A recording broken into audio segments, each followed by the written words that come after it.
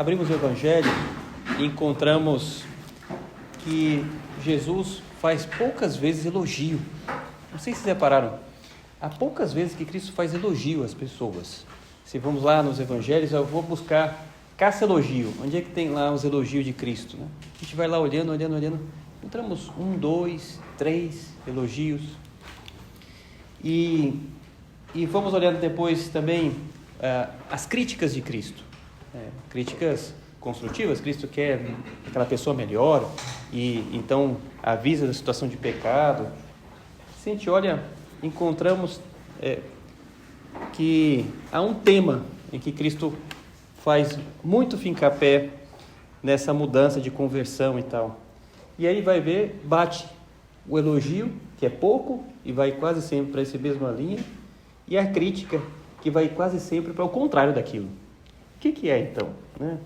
Que mereceu tanto elogio de Cristo e ao mesmo tempo a crítica quando faltava? É exatamente o dizer a verdade. Se a gente olha lá, os fariseus muitas vezes recebiam essa crítica, porque diziam uma coisa e faziam outra, né? Não é à toa que depois virou, até nos dicionários, um sinônimo de mentira. Você vai lá, comportamento farisaico, né? Comportamento hipócrita, mentiroso, né? Era assim que faziam os fariseus e Cristo foi alertando. Até eles chamavam sepulcros caiados, né? Quer dizer, é um túmulo que tem um morto dentro, mas por fora está pintadinho de branco, tem um mármore, até bonitinho, mas por dentro tem um esqueleto. Por dentro, um fariseu estava morto, por fora parecia que ele fazia um monte de coisas e assim dava uma panca que estava fazendo as coisas certas. E Cristo então vai alertando que aquilo era um grande perigo, porque impedia que chegassem ao próprio Deus. Digo tudo isso porque hoje então me disponho a falar sobre o que eu ganho sendo sincero. E a primeira coisa que eu ganho, um elogio de Cristo, né? Já nessa toada que vamos falando, vou ganhar um super elogio de Cristo, que vai me dar um elogio, né? E vou merecer esse reconhecimento, porque de fato é uma grande virtude. Se olhamos na sociedade em geral, assim, do ponto de vista filosófico até, encontramos que uma sociedade ela só progride quando há relações de confiança entre as pessoas. Como é que eu consigo que a sociedade progrida se ninguém pode confiar, nem que seja uma coisa pequena no outro? Vou fazer um negócio e aí eu tenho que confiar que a pessoa vai querer que essa troca, que eu vou pagar e a pessoa então vai me entregar. Por mais que eu coloque amarras, a algum momento eu tenho que confiar, né? Porque na hora que eu estou dando, o cara tem que me dar o dinheiro. Será então que me dá primeiro quem? Tem os cartórios, mas quem garante que o cartório também não está então conchavado com aquela pessoa? Então eu vou ter que o cartório do cartório não tem jeito. Tem que ter alguma confiança. As relações sociais permitem só é possível porque há uma relação de confiança, mesmo que tenham um mecanismo de fiscalização. São esses 1 ou 2 níveis, chega um momento que já tem que confiar, né? E isso como é importante, isso que tem o seu relevo na sociedade, como é importante na vida pessoal, que eu saiba a verdade sobre mim mesmo, né? Para poder ver os meus erros e pedir ajuda, que eu saiba a verdade sobre as outras pessoas e possa então ajudá-las. Essa então a razão então dessa meditação, para darmos passos para vermos a maravilha de sermos sinceros. Vamos ver, então, antes de entrar direto numa descrição dos ganhos da sinceridade, ver o relato do Evangelho que fala exatamente de um desses elogios. Esse relato está lá em São João, no começo do seu Evangelho, em que se conta a vocação dos primeiros apóstolos. A história é conhecida. O Filipe, que era natural de Betsaida, ele então conhece Cristo e então vai falar para o seu amigo Natanael de Jesus. Filipe encontra com Natanael de São João no primeiro capítulo e diz-lhe: achamos quem Moisés escreveu na lei e os profetas anunciaram. É Jesus de Nazaré, o filho de Deus, de José. Ele está tão empolgado, fala: achamos o Messias, aquele que os profetas falaram, tá ligado? Olha, ele está aqui, eu conheci, é Jesus, vem para você ver e tal. Vem. E aí, quando ele fala Jesus de Nazaré, Natanael, que era uma pessoa que dizia a verdade, e sabendo que Nazaré está lá no norte, na fronteira de Israel com os povos vizinhos, que não era bem vista exatamente porque estava na fronteira, então tinha um risco de contaminar-se com os povos pagãos da fronteira, e a cidade onde estava o templo de Jerusalém era importante, né? Jerusalém, onde estava o templo, então o peso maior era em Jerusalém. Se falasse que é Jesus de Jerusalém, eu ia acreditar, né? Mas Nazaré, aí ele pega e diz: de Nazaré? Pode porventura vir coisa boa de Nazaré? Ele conta aquilo que ele pensava. Olha, Nazaré. E o Filipe insiste: vem para você ver, vem ver. E aí, prova de que ele era uma pessoa que dizia o que pensava, era sincero e com virtude. A sinceridade como virtude, ela se conjuga com a caridade. Eu conto a verdade, mas com caridade. E assim, para provar que Natanael tinha essa qualidade, ele foi para ver Jesus. Não ficou só no seu preconceito. Olha, de fato, Nazaré, essa cidade está no norte, tem todos esses perigos. Eu acreditaria mais se fosse Jerusalém, mas você está me falando, eu vou lá conhecer Jesus. Ele não fica preso no seu preconceito. Eu vou lá, vou conhecer. E aí vai. Essa é a sinceridade de Natanael. E Jesus, quando repara que Natanael vem ao seu encontro junto com o seu amigo Filipe, Jesus de longe diz: eis um verdadeiro israelita, no qual não há falsidade. Faz um elogio, né? Natanael escuta aquilo e não conhecia Jesus e fica surpreso, né? Ele tinha essa qualidade, sabia que ele tinha essa qualidade. Nós, de certa forma, alguma outra qualidade, a gente sabe que tem essa qualidade. Isso aqui, mais ou menos, eu faço bem, isso aqui não, mais ou menos sabemos. E Natanael, então, sabia que tinha essa qualidade, e quando Jesus vem e a reconhece, só por vê-lo de vista, fica admirado. E Natanael, então, pergunta: de onde me conheces? E respondeu, então, Jesus: antes que Filipe te chamasse, eu te vi quando estavas debaixo da figueira. Já falamos alguma vez esse evangelho, é um pouco misterioso. Por que Jesus fala da figueira? Não sabemos se a figueira era um lugar onde ele fazia oração, ou um lugar onde ele teve uma experiência com Deus e pediu para ver o Messias. Olha, eu queria conhecer o Messias, Jesus. Será que eu posso conhecer o Messias? E aí Jesus pega e fala da figueira. Opa, ele já conectou uma coisa com a outra, né? Havia algo especial entre Messias e figueira que significava para ele, entre Deus e a figueira. E quando Jesus fala também algo que era muito íntimo, que ninguém conheceria aquilo, então ele já dá um passo maior ainda. E é honesto, não fica no seu preconceito, é honesto de novo. E agora diz: mestre, tu és o Filho de Deus, tu és o Rei de Israel. Eu gosto de pensar nesse momento, de ver a cara do Filipe, né? Falar: pô, o cara ontem estava falando, né, de Nazaré e tal, e agora você é o Rei de Israel, né? Que mudança aí, né? E tal. Então ele não tem vergonha de mostrar que, olha, eu me equivoquei, errei, né? E agora reconheço, né? A pessoa que é sincera de verdade, e se teve algo novo que permitiu essa mudança, reconhece: olha, eu errei, reconheço agora, aprendi do que você me disse, então fiz melhor, faz melhor, reconheço. É o que fez o Natanael. E reconhece: mestre, tu és o Filho de Deus, tu és o Rei de Israel. E Jesus continua ainda, dizendo: porque eu te disse que te vi debaixo da figueira, crês? Verás coisas maiores ainda. Interessante, né? Olha, um outro elogio para Natanael: você vai ver coisas maiores ainda. Em verdade, vos digo, vereis o céu aberto e os anjos de Deus subindo e descendo sobre o Filho do Homem. Jesus, então, elogia Natanael, fala dele mesmo que eu sou o caminho, a verdade e a vida. E quando fala do demônio, diz que é o pai da mentira, e desde o começo enganou. esse contraste é muito expressivo para ver o valor da verdade, da palavra que eu digo. Agora é o momento de perguntarmos, qual que é o valor da minha palavra? Eu percebo o valor de dizer a verdade, de ser sincero.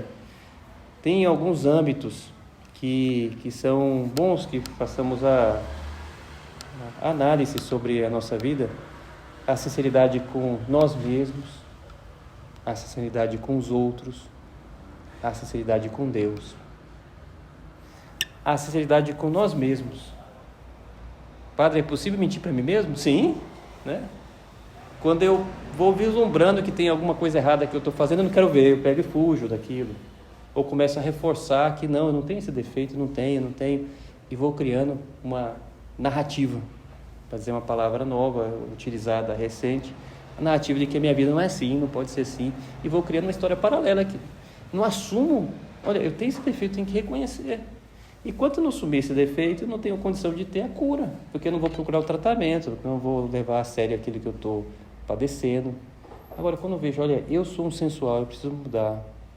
Olha, eu tenho que reconhecer que eu sou egoísta, eu tenho que reconhecer que eu tenho essa dificuldade. Como é bom quando a gente reconhece, já é riqueza. Grande parte do tratamento é reconhecer qual que é a minha doença, para eu tomar o remédio. Se eu não sei qual que é o que me passa, então não tem como ter uma cura próxima, pelo menos de modo fácil, porque não sei nem o que eu tenho que fazer. Como é bom, né, que a gente seja sincero com nós mesmos e perceber, olha, esse comportamento aqui não está bom, isso aqui eu preciso melhorar. Ou também reconhecer coisas boas, olha, isso aqui eu estou fazendo bem, nossa, obrigado Deus, que isso aqui está dando certo na minha vida. Também é a sinceridade, que eu reconheço. Quando as pessoas me elogiam, eu reconheço que se tem alguma coisa que eu faço bem, eu reconheço, olha, eu agradeço. Né? Isso é verdade sobre nós mesmos. Será que eu estou sendo sincero comigo mesmo, reconhecendo? Então, as minhas limitações, os meus defeitos, não são sinônimos, nós vimos, né? Há uma diferença entre limitação e defeito, mas tudo isso é conhecimento para a minha vida. Depois, a sinceridade com os outros. Essa é o que a gente mais, talvez, entende, né? É aquilo que eu expresso diante das outras pessoas. E aí, nessa sinceridade, a gente pode ver, essa e também a outra, claro, ver o que eu ganho sendo sincero, para poder ver como vale a pena ser sincero com os outros.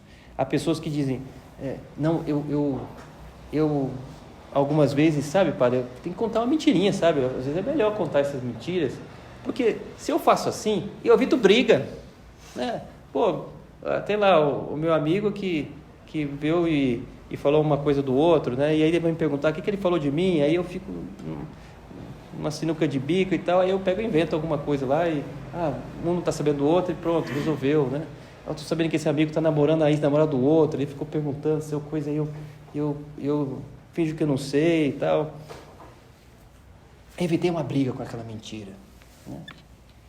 Será, né? Porque na verdade, no fundo,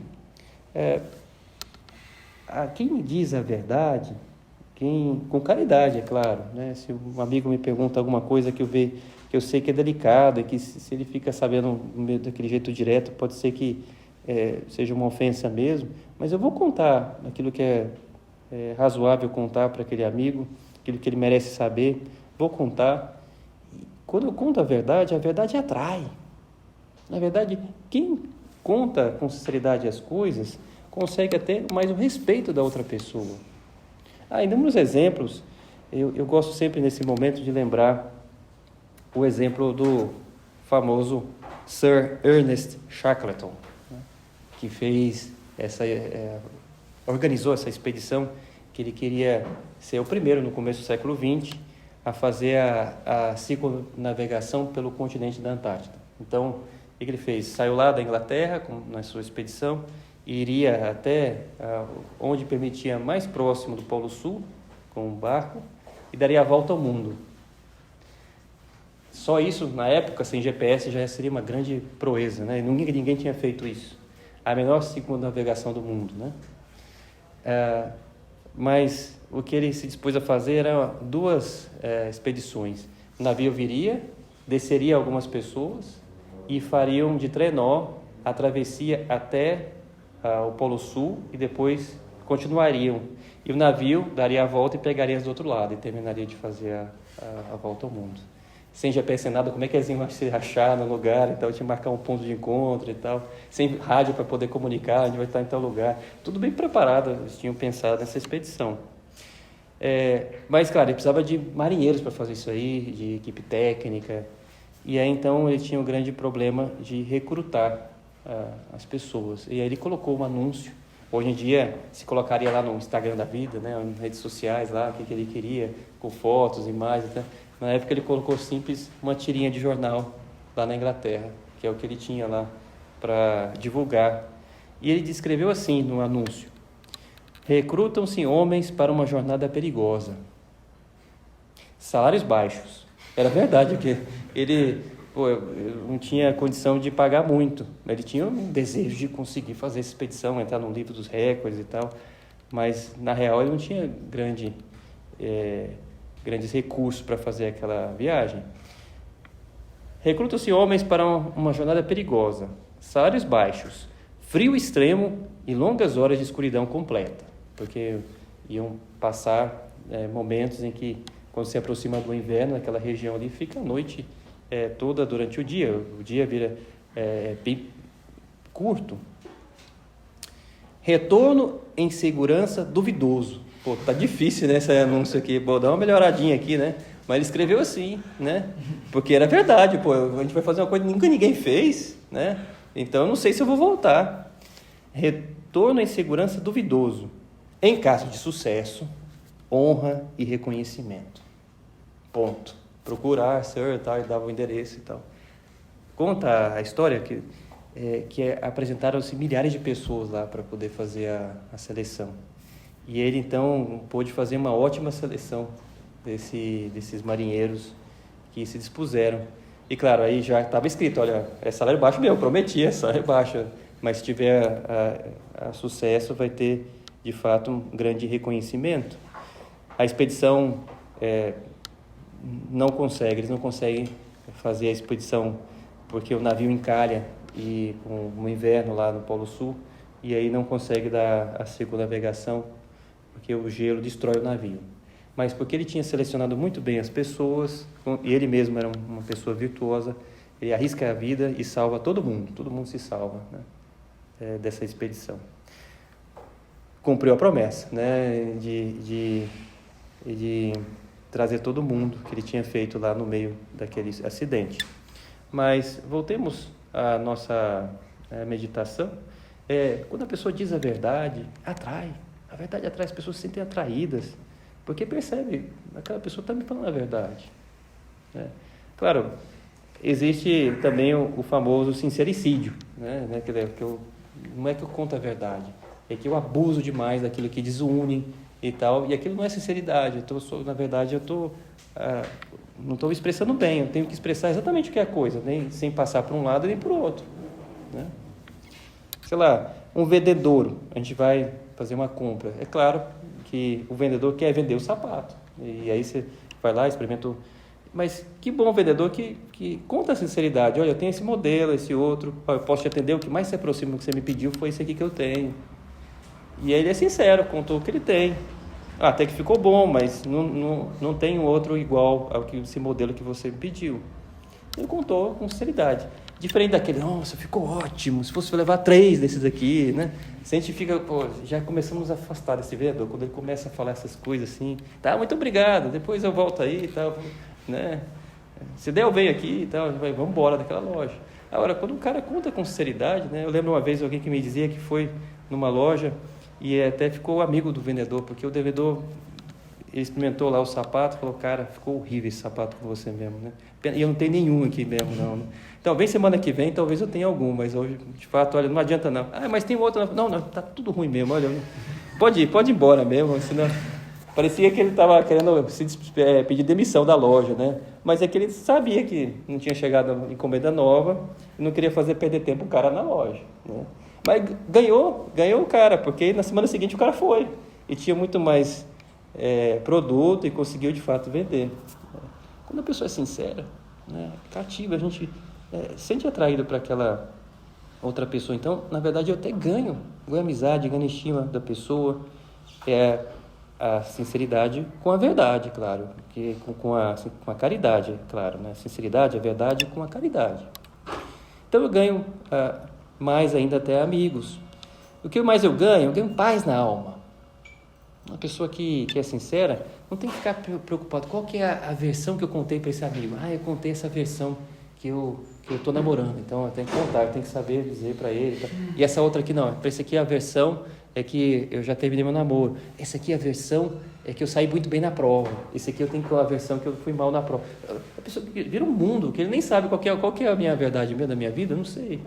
Não, olha, eu fui mal na prova, mas quero estudar melhor, eu não passei nesse concurso. Que eu conte a verdade. E assim eu consigo até ter paz. Uma pessoa que vive de narrativas fica forçando para aquilo ser daquele jeito e não experimenta uma paz, dá uma tranquilidade. Quando é que vão descobrir essa minha história? Quando é que eu vou ser humilhado, então, porque me descobrem? Não, então não posso ir nesse ambiente que senão vão me perguntar tal coisa e vira um caos na sua vida. É verdade, às vezes podemos experimentar, em mais ou menor grau, um pouco dessa dificuldade que vem exatamente porque não experimentamos a verdade na nossa vida e nos vem uma intranquilidade, uma falta de paz. Então eu ganho isso também. Uma alma sincera ganha uma paz gigantesca, né? Conta a história, né, de um desses ladrões de banco famosos do século passado. Hoje é muito mais fácil fazer um roubo virtual, você ganhar milhões e tal, mas antes o cara tinha que arriscar, né? Iam lá roubar o banco e tal. E um desses ladrões, né, fez um roubo milionário, né, com a sua quadrilha. E aí, claro, de sempre, né, dividiu o dinheiro entre toda a quadrilha e o cara gastou, no livro de memórias vai contando, gastou grande parte do que tinha ficado para ele na fuga, porque tem que passaporte falso, mudar de país, não sei o que e tal. Então o cara gasta grande quantidade. E aí depois, com pouco recurso que tinha que começar a vida no novo país. E no começo tinha sempre uma insônia muito grande, que passava uma sirene, é a polícia que veio me prender, né? É a polícia que veio me prender. E, claro, não era porque tinha fugido, tinha feito uma grande fuga e tal, mas sempre vinha uma tranquilidade, né? E estava no outro país, né? E, claro, até um dia, passado décadas mesmo, teve uma sirene mesmo, e a polícia mesmo prendeu o cara, né? E ele dizia, né? A melhor noite que eu experimentei foi quando eu estava preso, porque passou a sirene, a polícia já veio, então já, né, agora eu já tenho paz, né? É uma paz diferente, mas é uma paz, né? E claro, pobre, porque tinha gastado todo o dinheiro e tal, agora pagando essa pena pelo que ele tinha feito. Essa paz que vem de reconhecer, olha, eu sou assim, né? E assim consigo também melhorar, se eu tenho essa paz de reconhecer como eu sou. Então, a caridade, junto com a verdade, nos dá essa paz. A sinceridade que falávamos com nós mesmos, a sinceridade com os outros e a sinceridade com Deus. Eu posso ser mentiroso para Deus? Posso. Claro, Deus já sabe tudo, mas diante de Deus parece que eu não quero reconhecer. Então, não peço ajuda, né? Nem sequer ouso fazer alguma oração e vou me distanciando cada vez mais de quem pode mais me ajudar. É possível sim que eu seja um mentiroso para Deus, né? Insisto demais para fazer a minha vontade, sem reconhecer que a vontade divina sabe muito mais, né? Ou forçando para que se faça a minha vontade. Há pessoas que rezam o Pai Nosso espiritualmente ao contrário, né? Seja feita a minha vontade, assim na terra como no céu, né? A minha, né? Por quê? Porque a minha é melhor. E claro, se faz uma mentira para si mesmo, porque já sabe com a razão, mas quer forçar para dizer que a minha é aquela que seja melhor. Então, quando não sou sincero com Deus, o que acontece? Eu não tenho progresso espiritual. É aquela que não é sincera. Olha, eu não estou em condições de receber a Eucaristia. Então, vou ser sincero com Deus, eu não vou me confessar primeiro. Mas a pessoa começa a criar um malabarismo interior, mas não, isso aqui não deve ser pecado, isso aqui é imposição, né? Então, e aí começa a querer deturpar a sua consciência para poder dizer, não, isso aqui não é pecado, né? E, claro, através dessa mentira, nunca ganha o fruto de uma comunhão bem recebida. Vai se afundando essa pessoa. Mas eu recebi a comunhão. Mas um alimento poderosíssimo que é a comunhão é um instrumento de mais condenação para aquela alma, porque não recebeu bem Cristo na comunhão, né? E diferente de uma pessoa humilde, né, que sabe que é pecadora, mas tem a confissão em dia, mesmo sendo cheia de falhas, mas com a confissão em dia vai diante da comunhão e recebe Cristo com um poder inigualável, né, com uma graça maravilhosa, né? E assim queremos, então, de verdade ser nossa vida, com a sinceridade com Deus. A sinceridade com Deus leva que eu queira fazer a oração, conversar com Deus, porque eu preciso da graça dele, que ele me ajude e abra meu coração e conto como eu sou. E assim consigo até a misericórdia divina, né? Às vezes eu gosto de lembrar a história, não sei se já contei aqui, eu acho que sim, uma vez que passava pela rodoviária e veio um bêbado falar comigo, né? E aí o bêbado veio e ele disse, padre, o senhor tem R$1 para eu tomar pinga, né? O cara estava bêbado, cheirando, é claro, né? E aí, rapidamente, eu estava com pressa, mas rapidamente vi, coitado desse bêbado aqui, mas, poxa, ele falou a verdade, né? E por acaso eu tinha acabado de fazer a compra da passagem de ônibus e estava lá com R$1, uma moedinha, né? Que não vai fazer muito mal, porque é pouca coisa. Eu dei R$1 para ele, aquela moeda eu dei para ele, né? E aí ele falou, gostou da sinceridade, né? Gostei, falei para ele, né? Mereceu R$1 lá, né? Mereceu, gostei, mas não bebe mais não, hein? Então, e é a última, que seja a última aí, né? Então, o cara foi sincero, né? E eu gosto de pensar nessa imagem, os nossos pecados, nossos erros, que nós sejamos sinceros com Deus. Olha, Deus, eu tenho esse pecado, né? Me ajuda, né? E pedimos a graça divina, e Deus, mesmo falando, esse malandro aqui não merece a graça não, mas ele está pedindo com tanta sinceridade, eu vou dar para ele. E a gente pode dizer para Deus, gostou da sinceridade, né? Podemos dizer para Deus, né? A gente ganha a graça dele, né? Eu conto, olha Deus, eu tenho esse defeito, mas mesmo assim, não merecendo nada, o Senhor me dá um pouquinho aqui que eu preciso dessa graça. Eu sei que eu não mereço mesmo não, mas o Senhor me dá. Essa alma sincera com Deus na oração. E aí Deus vai se interesser, claro, né? Para a alma que é sincera com Deus, e Deus, vou dar essa graça. O cara não merece não, mas vou dar essa graça. E a gente rouba a graça de Deus, literalmente. O bom ladrão, o que ele fez, o bom ladrão? Ele foi sincero, né? E até falou para o outro ladrão, olha, tu e eu fizemos coisas, né? Esse não fez mal algum, né? E aí diz a Jesus esse pedido humilde, cheio de fé, né? Senhor, lembra-te de mim quando estiveres no teu reino, né? Então, olha, eu fiz mesmo, olha, eu mereci, estou aqui, né? Mas lembra-te de mim quando estiveres no teu reino. Em verdade te digo, hoje mesmo estarás comigo no paraíso. Olha só que maravilha. O bom ladrão fez isso. Olha, eu não mereço não, estou aqui morrendo, eu mereci mesmo, fui ladrão mesmo e tal. Mas lembra-se de mim. Nós podemos fazer isso também. Agora, quando está acabando a nossa meditação, podemos, Senhor, eu sei que eu não sou sincero, às vezes, não sou sincero nem comigo mesmo, nem com os outros, tenho as minhas mentiras, não sou sincero com o Senhor, mas me ajuda, eu quero ser sincero, né? Me ajuda, né? E eu preciso dessa graça, me ajuda, eu quero ser cada vez mais sincero, para experimentar essa paz na alma, além de ganhar a graça do céu, essa paz na alma, para de fato ter até mais amigos, esse reconhecimento. Quero essa sinceridade, me ajuda, e Deus vai nos ajudar. Nos acaba o tempo, tinha preparado aqui uma parte a mais, vou só anunciar para terminarmos, que é dicas para exercitar a virtude da sinceridade, né? Eu ia explorar mais, mas dou um resumo aqui, que é justamente esse. Eu preciso, já que é uma virtude, também eu preciso exercitar, dar passos. E um jeito de exercitar, eu gosto de chamar de corrigir a rota.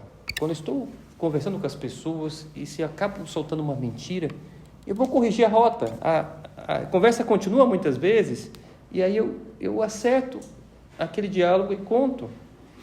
Pode parecer uma violência isso, mas por maior que seja a mentira que eu contei, o que for, se eu corrijo durante a própria conversa, a pessoa vai pensar que eu estava brincando no começo, né? Você saiu bem na prova? Pô, eu saí bem na prova, né?